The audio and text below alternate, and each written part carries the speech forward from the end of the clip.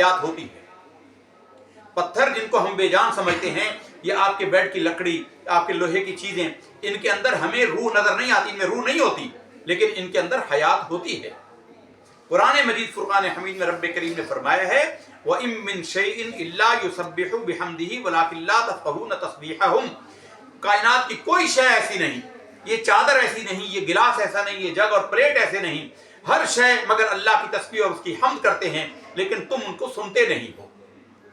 وَإِن مِّن شَيْءٍ إِلَّا يُسَبِّحُ بِحَمْدِهِ وَلَٰكِن لَّا تَفْقَهُونَ تَسْبِيحَهُم، لیکن تم ان کی تسبیح کو سمجھ نہیں سکتے۔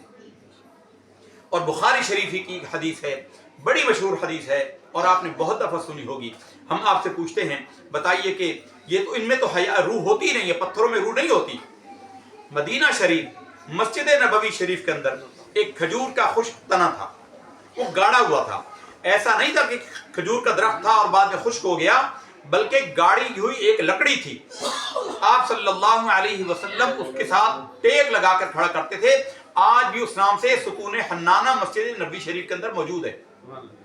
آج بھی مسجد نبوی شریف کے اندر ستون حنانہ کے نام سے، ستون حنانہ کے نام سے، حنانہ کہتے ہیں خشک لکڑی کھجور کی۔ آپ صلی اللہ علیہ وسلم اس کے ساتھ ٹیک لگا کر تقریر فرماتے تھے۔ آپ صلی اللہ علیہ وسلم اس لکڑی کے ساتھ کھڑے ہو کر ٹیک لگا کر تقریر فرماتے تھے۔ بعد میں ایک صحابی نے کہا یا رسول اللہ میرا ایک غلام نجار ہے، کارپینٹر ہے، آپ اجازت دیں تو میں آپ کے لیے ممبر شریف بنا دوں تاکہ آپ بیٹھ کر گفتگو کیا کریں۔ آپ نے اجازت دے دی، انہوں نے ممبر بنا دیا۔ آپ صلی اللہ علیہ وسلم پہلے دن جب ممبر پر بیٹھے تو یکا یک رونے کی آواز آئی، جیسے بچہ روتا ہے، روتے ہلکا ہلکا روتے روتے آواز اتنی تیز ہو گئی۔ حدیث شریف کے اندر ہے، بخاری کے اندر، اور بخاری میں کئی سندوں سے یہ حدیث راوی ہے، روایت ہے، کئی سندوں سے مروی ہے یہ حدیث، کہ وہ روتے روتے اتنا بلک بلک کے رونے لگا جیسے اونٹنی کا بچہ روتا ہو۔ اونٹنی کا بچہ جب ماں سے جدا ہو جائے تو بڑا عجیب انداز میں روتا ہے، تو وہ کہ صحابہ کہتے ہیں کہ اونٹنی کے بچے کی طرف بلک بلک کر رونے لگ گیا۔ تو ہم دائیں بائیں دیکھنے لگے کہ یہ آواز کہاں سے آ رہی ہے، کہیں سے اونٹنی کا بچہ نظر نہیں آیا، تو کسی کی توجہ ہوئی تو وہ کھجور کے خشک تنے سے آواز آ رہی تھی۔ کھجور کے خشک تنے سے یہ ہم حیات کی حقیقت کو بتا رہے ہیں۔ اب لکڑی کے اس تنے میں، جو لکڑی تھی درخت نہیں تھا، اس کے تنے سے رونے کی آواز آ رہی ہے۔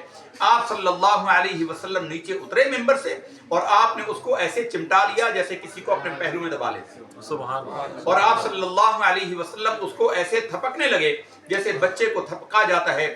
آپ تھپکاتے گئے اور وہ چپ ہوتا گیا، ہوتے ہوتے ایسے چپ ہو گیا جیسے بچہ روتے روتے چپ ہو جاتا ہے۔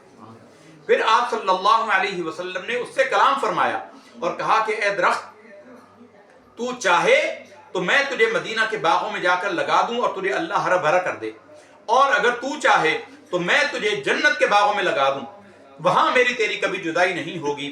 تو اس درخت نے کہا کہ یا رسول اللہ مجھے آپ جنت میں لگا دیں تاکہ میرے آپ کے درمیان کبھی جدائی نہ ہو۔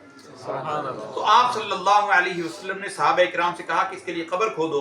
مسجد نبوی شریف کے کچے حصے میں زمین کی قبر کھودی گئی اور اس درخت کو اس میں دفن کیا گیا، اور اس کے بعد جیسے کسی میت کو دفن کیا جاتا ہے اس کو برابر دفن کیا گیا، اور سرکار کا وعدہ جب یہ سچ ہوا تو جنت میں بھی انشاءاللہ العزیز وہ درخت ضرور موجود ہوگا۔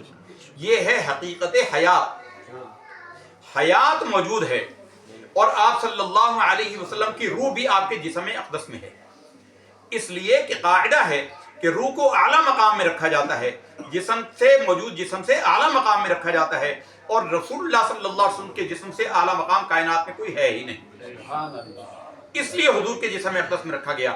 پھر دنیا نے بارہا اس کا مشاہدہ کیا، دنیا نے بارہا اس کا مشاہدہ کیا۔ نور الدین زنگی کا واقعہ تو اتنا مشہور و معروف ہے کہ ہر بندے نے سنا ہے۔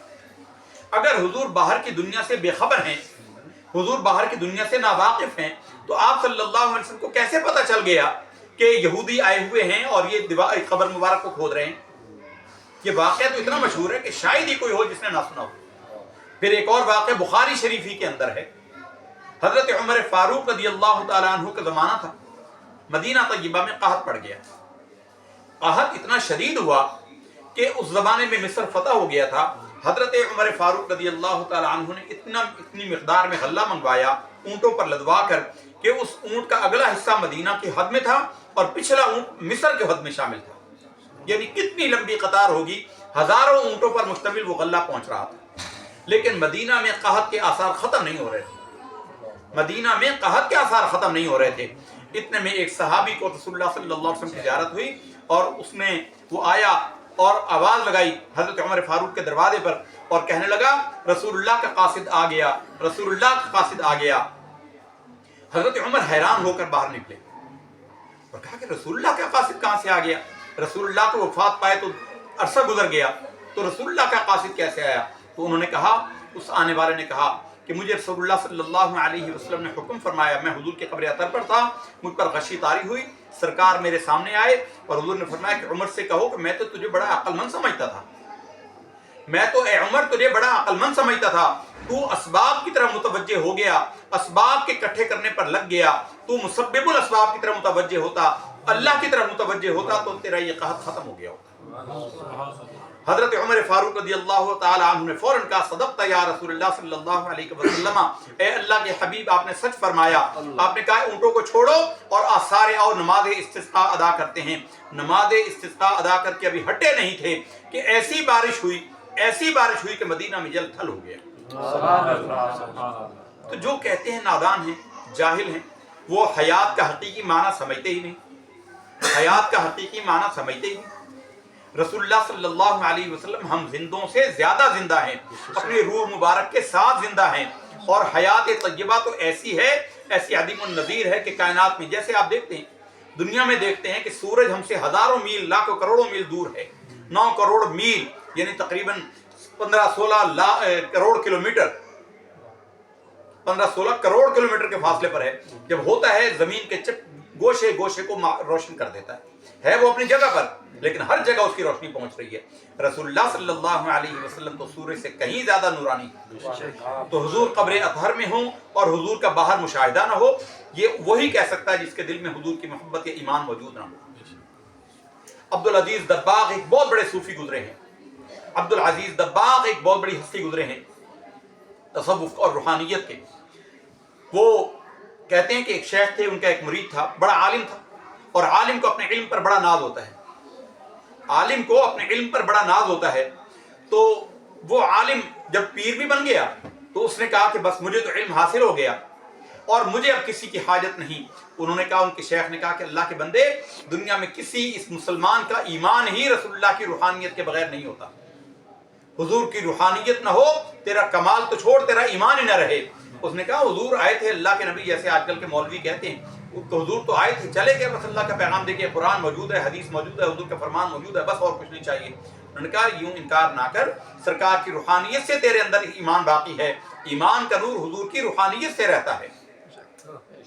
اگر تو کہے تو میں حضور کی روحانیت تو اسے منقطع کر دوں۔ انہوں نے کہا کر دیجئے، مجھے تو ایمان حاصل ہو گیا۔ تو عبدالعزیز دباغ کہتے ہیں، ابریز شریف بڑی مشہور کتاب ہے تصوف کے اندر، یہ بہت عدیم النظیر کتاب ہے یہ۔ تو فرماتے ہیں کہ شیخ نے ہوا میں ایسے انگلی چلائی جیسے کینچی ہوتی ہے، ایسے کینچی کی طرح انگلیاں چلائیں اور کہا کہ لے میں نے تیرا حضور سے رشتہ کاٹ دیا۔ چند ہی دن گزرے تھے کہ وہ بدبخت جو ہے وہ مرتد ہو کر کافر ہو کر ہلاک ہو گیا۔ حضور کی روحانیت کے بغیر ہمارا ایمان نہیں ہے۔ عقل بھی یہی کہتی ہے، عقل کا تقاضا بھی یہی ہے۔ اللہ نے احسان کیا، 23 سال کا، ہزاروں کروڑوں سال بعد پتہ نہیں کب قیامت آنی ہے، اور اللہ برابر احسان جتلائے جا رہا ہے کہ تمہیں رسول بھیجا، جبکہ وہ ہے ہی نہیں ہمارے درمیان۔ حضور کی رسالت نہیں ہے، یہ کیسے ہو سکتا ہے؟ رسالت ایک عمل ہے اور عمل عامل کے بغیر ہو نہیں سکتا۔ رسالت اور نبوت ایک عمل ہے اور یہ عمل عامل کے بغیر نہیں ہوتا۔ رسول اللہ نہیں ہے تو رسول اللہ کی نبوت بھی باقی نہ رہے، رسول اللہ اگر نہیں ہے تو رسالت بھی باقی نہ رہے۔ اس لیے ہمارے کلمے کا یہ لازمی حصہ ہے کہ لا الہ الا اللہ محمد رسول اللہ، اللہ کے سوا کوئی معبود حقیقی نہیں، محمد صلی اللہ علیہ وسلم اللہ کے رسول ہیں۔ وہ ہیں اور اپنی مرضی سے مشاہدہ فرماتے ہیں، جہاں چاہتے ہیں تصرف فرماتے ہیں، جہاں چاہتے ہیں وہاں تشریف لاتے ہیں۔ جس کے امام شرف الدین بصیری کا قصیدہ بردہ شریف ضرب المثل ہے کہ سرکار دو عالم صلی اللہ علیہ وسلم نے ان کو بیماری میں ایسی چادر عطا فرمائی، ڈاکٹر عاجز آ گئے تھے، فالج کے مرض میں مبتلا تھے، انہوں نے حضور کی شان میں ایک قصیدہ لکھا تھا، یہ قصیدہ بردہ شریف، مولا صلی وسلم دائما ابدا علی حبیبک خیر الخلق کلہم۔ یہ شاعر تھے، یہ بیمار ہو گئے، فالج ہو گیا، اور ڈاکٹروں نے علاج، آج تک بھی فالج کا شافی علاج تو ہے ہی نہیں، تو بڑا علاج کرایا، عاجز آ گیا، تو انہوں نے بستر پر لیٹے رہتے تھے، انہوں نے کہا کہ میں حضور کی شان میں قصیدہ لکھتا ہوں۔ انہوں نے رات میں قصیدہ لکھا اور اس کو پڑھا، بڑا لمبا قصیدہ ہے، اس کے بعد سو گئے۔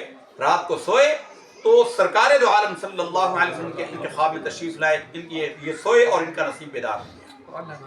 حضور نبی کریم صلی اللہ علیہ وسلم کے ساتھ صحابہ کرام موجود تھے۔ سرکار دو عالم صلی اللہ علیہ وسلم نے فرمایا کہ اے شرف الدین، ہماری شان میں جو تو نے قصیدہ کہا ہے ذرا دوبارہ سنا۔ تو انہوں نے خواب کے عالم میں وہ پورا قصیدہ حضور کو سنایا۔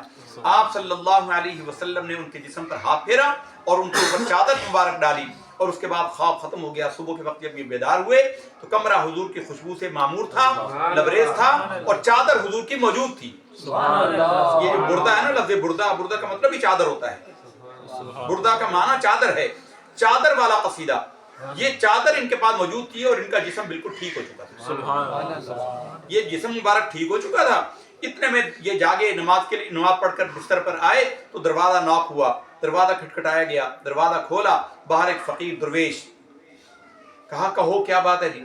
کہا کہ میں تجھ سے وہ قصیدہ سننے آیا ہوں، سرکار والا قصیدہ جو تو نے کل لکھا ہے۔ انہوں نے کہا وہ تو میں نے ابھی کسی کو سنایا ہی نہیں۔ انہوں نے کہا جب تو رسول اللہ صلی اللہ علیہ وسلم کو رات کو سنا رہا تھا تو اللہ کی قسم حضور کی خدمت میں بھی موجود تھا۔ تو حضور کا حیات کا انکار کرنے والا تو بدبخت ہی ہو سکتا ہے۔